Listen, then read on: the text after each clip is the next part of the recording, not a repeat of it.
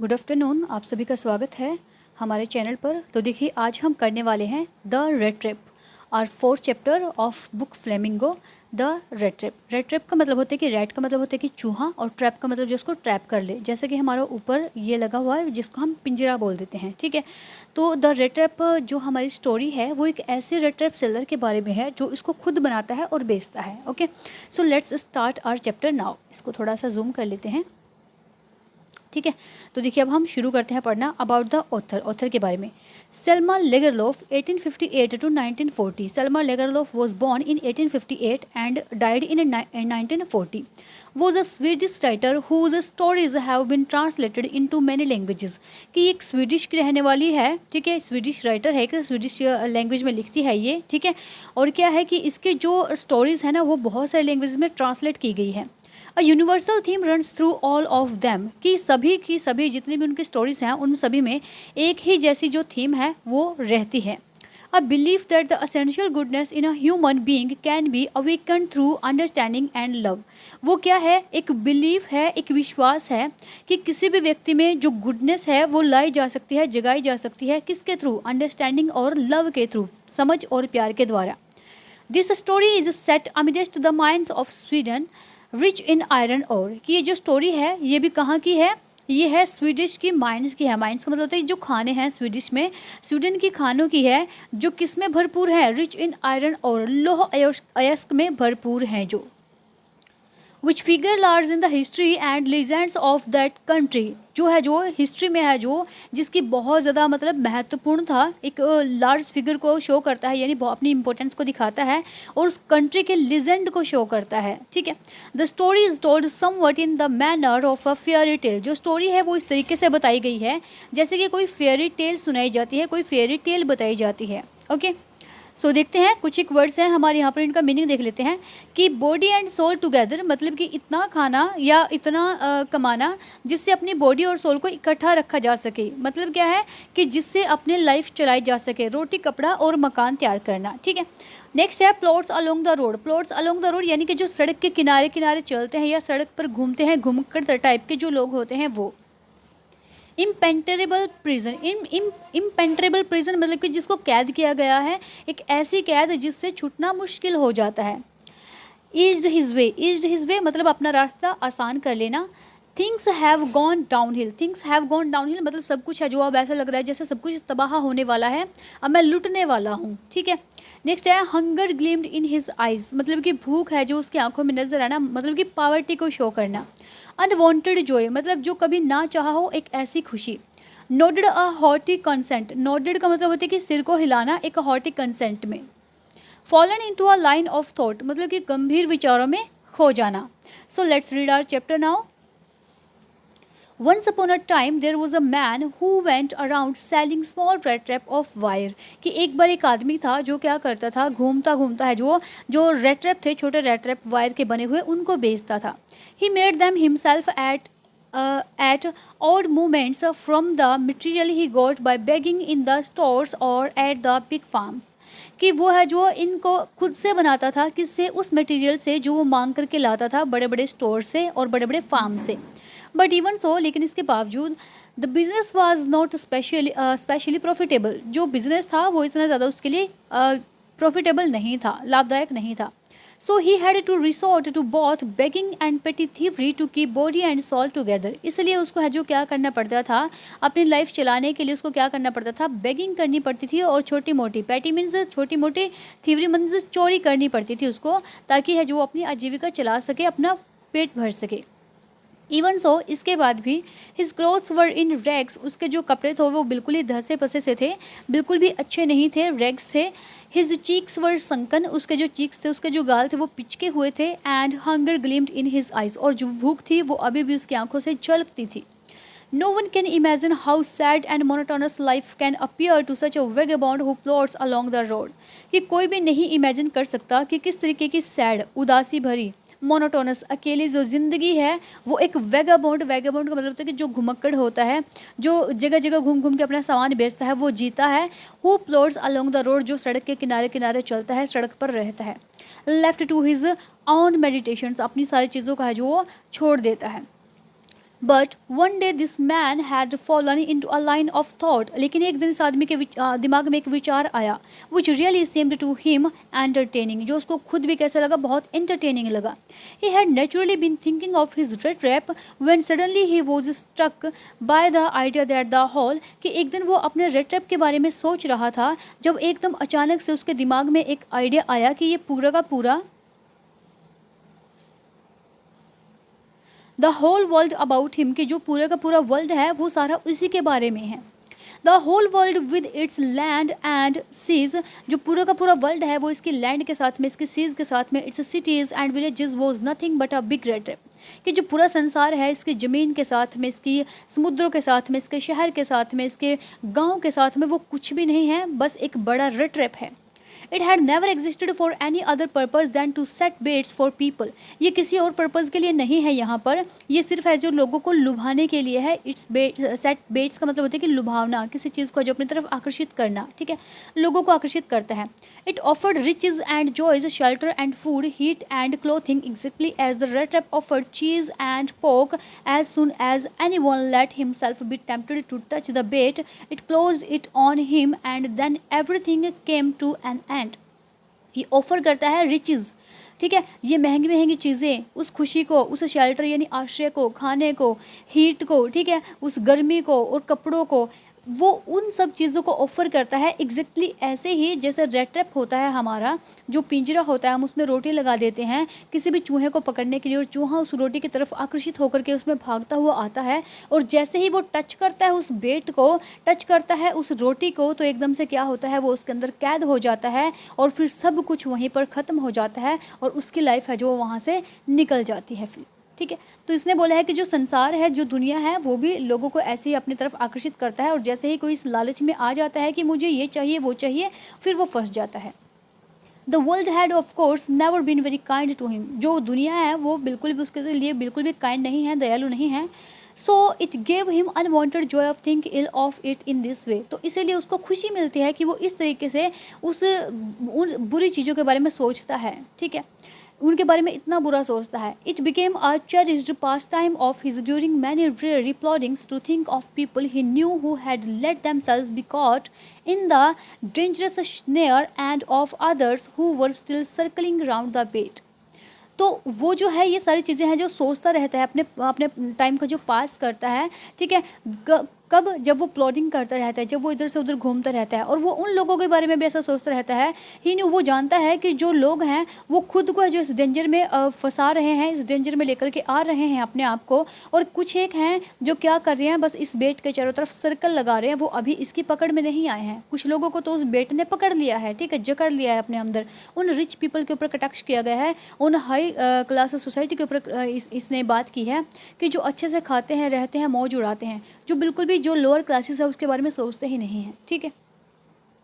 Next है, one dark evening as he was treading along the road, he caught sight of a little grey cottage by the roadside and he knocked on the door to ask shelter for the night.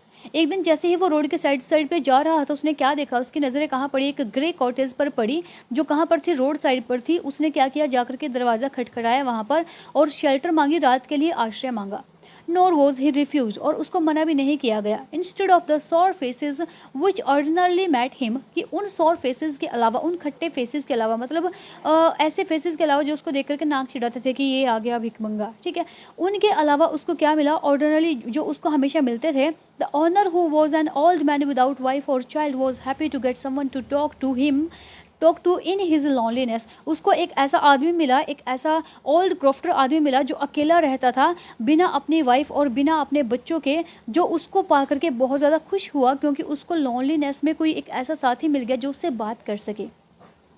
Immediately he put the porridge pot on the fire and gave him supper. जल्दी से उसने क्या किया, अपना जो porridge pot होता है, मतलब खाना बनाने वाला अपना जो बर्तन था, उसको फायर पर रखा और उसको रात का सपर दिया. सपर मीन्स उसको रात का खाना दिया, डिनर दिया. Then he carved off such a big slice from his tobacco roll that it was enough for both the stranger's pipe and his own. तब वो उठा और उठ करके उसने क्या कि एक स्लाइस निकाली अपने टबैको की, अपना टोबैको से थोड़ा सा टुकड़ा निकाला, जो उन दोनों के लिए इनफ था, काफ़ी था, उस स्ट्रेंजर की पाइप के लिए भी और उसकी खुद के लिए भी. Finally, he got out and an old pack of cards and played majolies with his guest until bedtime. कि फाइनली वो उठ करके क्या करता है, वो कार्ड्स का जो ताश होते हैं हमारे उसको लेकर के आया, कार्ड्स लेकर के आया और उन दोनों ने मिलकर के मजलिस खेला जब तक हजून के सोने का टाइम नहीं हो गया। The old man was just as generous with his confidences as with his porridge and tobacco. Old man था वो उतना ही जनरस था, उतना ही काइंड, उतना ही अच्छा पर्सन था अपने कॉन्फिडेंस में भी जितना कि उसके जो पॉरिज थे, उसके खाने का सामान था और उसका जो टोबैको था सेम वैसे ही। The guest was informed at once that in his days of prosperity his host had been a crofter at Rums जो iron work and had worked on the land। कि उस गेस्ट को इस बारे में inform किया गया, बताया गया कि जब वो बहुत ज़्यादा प्रॉस्पर हुआ करता था, बहुत ज़्यादा अमीर हुआ करता था, प्रॉस्पेरिटी मतलब समृद्ध वाले दिनों में, उसके बहुत ज़्यादा अमीरी वाले दिनों में उसका जो होस्ट था, his host had been a crofter, वो है जो एक क्रॉफ्टर था, कहाँ पर, राम्स जो आयरन वर्क में, और वो वहाँ पर है जो काम किया करता था उस लैंड में। Now that he was no longer able to do day labour, लेकिन अब है जो वो डे लेबर करने के लिए इतना ज़्यादा एबल नहीं है, वो दिन का काम नहीं कर सकता, because he was very old, क्योंकि वो बहुत बूढ़ा हो चुका था। It was his cow which spotted him, ये उसकी गाय है जो उसको अब स्पॉट करती है। Yes that bossy was extra ordinary, हाँ बिल्कुल, ये हमारी जो बॉसी है यानी सभी जानवरों की जो बॉस है ये बहुत एक्स्ट्रा ऑर्डिनरी है, इसके पास बहुत सारी चीज़ें हैं जो ये मुझे देती है। She could give milk for the creamery every day, ये मिल्क देती है जो क्रीम के लिए बहुत ज़्यादा यूजफुल होता है। And last month he had received all of 30 kronor in payment, और लास्ट मंथ ही उसको कितने मिले हैं, 30 क्रोनर मिले हैं गाय के मिल्क से।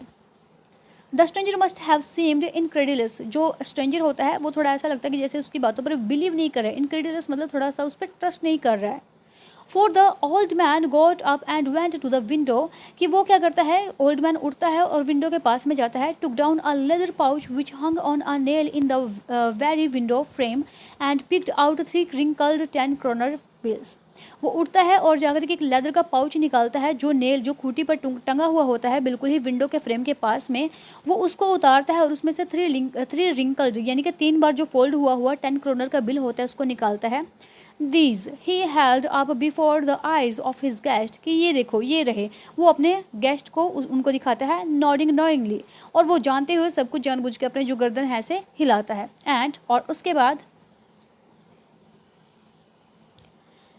Then stuffed them back into the pouch, वापस से उनको पाउच में रख देता है। The next day both men got in good season, कि अगले दिन दोनों जो मैन होते हैं वो बहुत ही अच्छे से उठते हैं, बहुत अच्छी सुबह होती है उस दिन। The crofter was in a hurry to milk his cow and the other man probably thought he should not stay in bed when head of the house had gotten up, कि जो क्रॉफ्टर होता है वो बहुत जल्दबाजी में होता है कि उसको अपनी काऊ का मिल्क निकालना है, और जो दूसरा मैन होता है वो भी ये सोचता है कि शायद अब उसका जो बेड में नहीं रहना चाहिए, क्योंकि जो ऑनर है जो हाउस का वो ही उठ चुका है, तो वो अब तक लेटा नहीं रहना चाहिए उसने। They left the cottage at the same time, उन्होंने कॉटेज को सेम ही टाइम पर छोड़ा। The crofter locked the door and put the key in his pocket, crofter ने क्या किया, जो मालिक था उस झोंपड़ी का, उसने क्या किया कि उसने है जो वो डोर को लॉक किया और की को अपनी पॉकेट में डाल लिया। The man with the red wrap said goodbye and thank you, and thereupon each went his own way. जो रेड रैप सेलर था उसने उसको गुड बाय बोला और थैंक यू बोला उस सभी चीज़ों के लिए जो उसने उसको इतने सर्विस की थी, और उसके बाद वो दोनों अपने अपने रास्ते चले गए। पर half an later the rat trap peddler stood again before the door, लेकिन हाफ एन आवर के बाद क्या होता है कि जो रेड ट्रैप सेलर होता है वो वापस से उस दरवाजे के पास में खड़ा हो जाता है। He did not try to get in, वो बिल्कुल भी कोशिश नहीं करता कि वो दरवाजे से अंदर जाए। However he only went up to the window, smashed a pane stuck in his hand, वो क्या करता है विंडो के पास में जाता है, एक स्टिक को है जो अपने पेन को, एक स्टिक को अपने हाथ में लेता है, and got hold of the pouch with the 30 kronor, और होल्ड कर लेता है, पकड़ लेता है उस पाउच को जिसमें 30 क्रोनर होते हैं। He took the money and thrust it into his own pocket, वो मनी को उठा लेता है और अपनी पॉकेट में इसको डाल लेता है। Then he hang the leather pouch very carefully back in its place and went away, तब वो उस लेदर पाउच को वापस से उस खूंटी पर टांग देता है और अपने वहाँ से जो निकल लेता है। As he walked along with the money in his pocket, he felt quite pleased with his smartness, कि जैसे ही वो उन 30 क्रोनर्स के साथ में, मनी के साथ में जो जा रहा होता है अपनी पॉकेट में डाल करके, वो बहुत शांति फील करता है, खुशी महसूस करता है अपनी स्मार्टनेस पर। ही रियलाइज्ड, वो एकदम से रियलाइज़ करता है of course that at first he dared not continue on the public highway, वो सोचता है कि उसको कंटिन्यूसली जो पब्लिक हाईवे है उस पर कंटिन्यूसली नहीं चलना चाहिए क्योंकि ये डेंजरस हो सकता है उसके लिए। But must turn off the road, लेकिन उसको जो रोड से नीचे उतर जाना चाहिए। इनटू द वुड्स, कहाँ पर? वुड्स में, जंगल में। During the first hours this caused him no difficulty, first hours में तो उसको कोई डिफिकल्टी नहीं हुई, वो इजीली चलता रहा। Later in the day it became worse, लेकिन बाद के दिन में ये क्या होता चला गया? वर्स होता चला गया, बहुत बुरा होता चला गया उसके साथ में। For it was a big and confusing forest which he had gotten into, कि उसके लिए क्या था? ये एक बहुत बड़ा और एक कन्फ्यूजिंग फॉरेस्ट था जिसके अंदर अब वो फंस चुका था।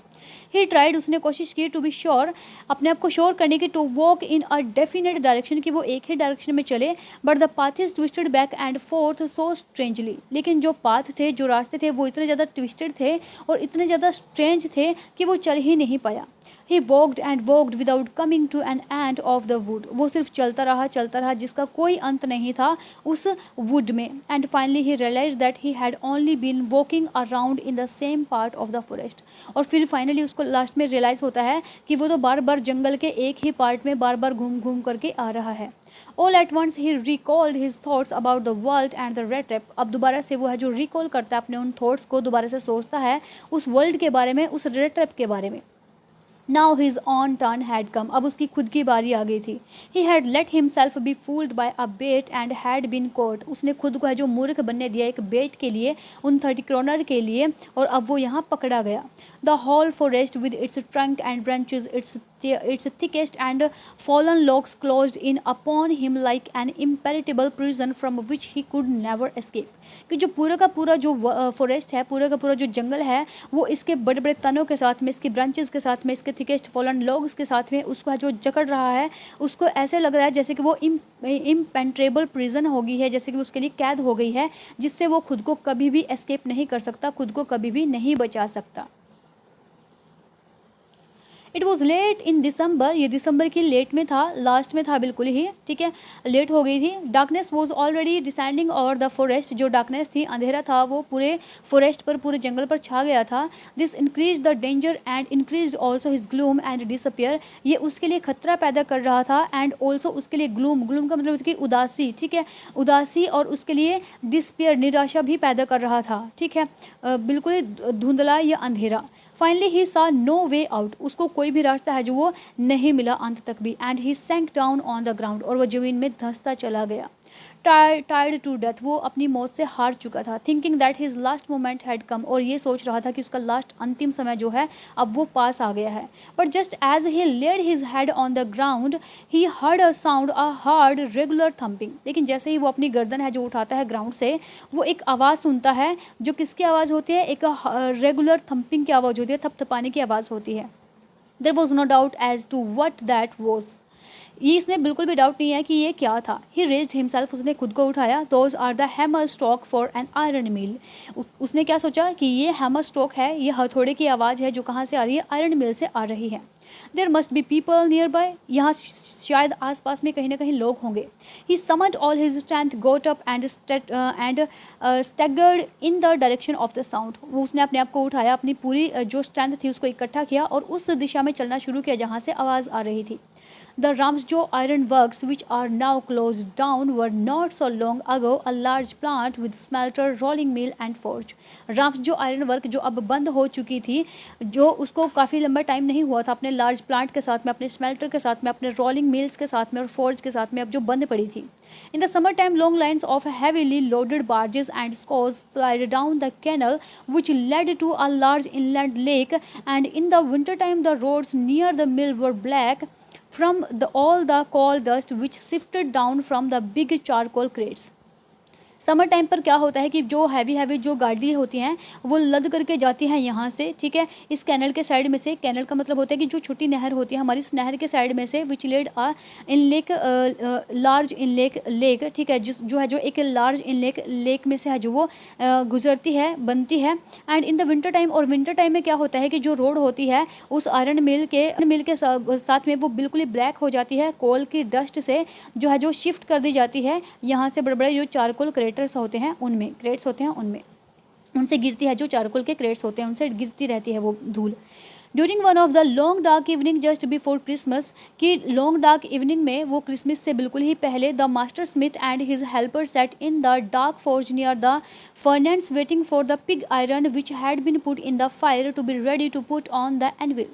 कि उसी दिन है जो वो during one of the long dark evening, उसी दिन है जो वो बहुत डार्क इवनिंग में क्रिसमस से बिल्कुल पहले जो आयरन स्मिथ मास्टर होता है अपने हेल्पर के साथ में बैठा हुआ होता है उस फोर्ज के किनारे, उस भट्टी के किनारे पर वेट कर रहा होता है कि जो पिग आयरन होता है यानी जो अशुद्ध लोहा होता है उसके शुद्ध होने के लिए, क्योंकि उन्होंने उसको फायर में डाला हुआ था, ठीक है, उसको रेडी करने के लिए ताकि वो एनविल हो सके।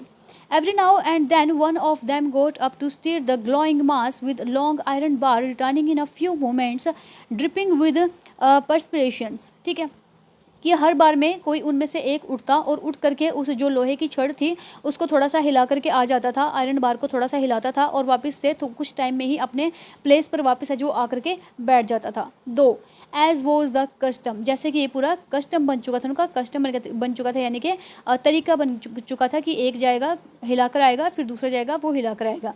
ही वोर nothing but a long shirt and pair of wooden shoes, उसने कुछ भी नहीं पहना हुआ था एक लॉन्ग शर्ट के अलावा और वुडन जो लकड़ी के शूज़ होते हैं उनके अलावा। All the time there were many sounds to be heard in the forge, कि हमेशा से ही जो फोर्ज के पास में से है बहुत बड़ी बड़ी जो साउंड है आती रहती हैं। The big bellow groaned and the burning coal cracked, जो बिग बड़े बड़े जो ग्राउंड होते हैं वो ब्लो करते रहते हैं, जो बर्निंग कॉल होता है वो क्रैक होता रहता है, ठीक है, कॉल है जो कोयला है वो क्रैक होता रहता है। The fire boy shovelled charcoal into the maw of the furnace with a great deal of clatter, और जो लड़का है वो क्या करता है एक बड़े से क्लैटर के साथ में जो चारकोल वगैरह को है जो डालता रहता है उस फर्नेस में, उस भट्टी में। आउटसाइड रोड द वाटरफॉल, उसके बाहर है जो वाटरफॉल की दहाड़े हैं चिंगाड़े मारता रहता है। And sharp north wind vaped, और जो नॉर्थ विंड है जो नॉर्थ हवा है वो चलती रहती है। Rain against the brick tiles roof, जो कहाँ पर गिरती है, जो रेन है वो गिरती है उसके ब्रेक टाइल रूफ छत के ऊपर है जो वो उसके टप टप करने की आवाज़ आती रहती है। It was probably on account of all this noise that the blacksmith did not notice that a man had opened the gate and enter the forge until he stood close up to the furnace, कि ये शायद इस शोर शराबे के कारण ही था कि ब्लैकस्मिथ को बिल्कुल भी रियलाइज़ नहीं हुआ कि किसी ने दरवाज़ा खोला और वो एंटर कर गया फोर्ज के पास में और खड़ा हुआ था उसकी फर्नेस के पास में आकर के। Surely it was nothing unusual for poor vagabonds without any better shelter for night to be attracted to the forge by the glow of light which escaped through the sooty panes and to came in to warm themselves in front of furnace। कि बिल्कुल ये कोई unusual चीज़ नहीं हो सकती है किसी भी पुअर वेगाबॉन्ड के लिए कि इतना अच्छा शेल्टर उसको रात में मिला है जिसने उसको अट्रैक्ट किया है उस फॉर्ज ने, जहाँ पर लाइट है जो वो ग्लो कर रही है चमचमा रही है और जो उसको बचा सकती है उतनी शूटी पेन्स से, ठीक है। And to come in to warm themselves, वो अपने आप को गर्म कर सकता है उस फर्नेस के पास में। होप सो कि आप लोगों को ये चीज़ यहाँ तक क्लियर हो गई होगी। इसका सेकेंड पार्ट हम आगे करेंगे और थैंक यू वेरी मच।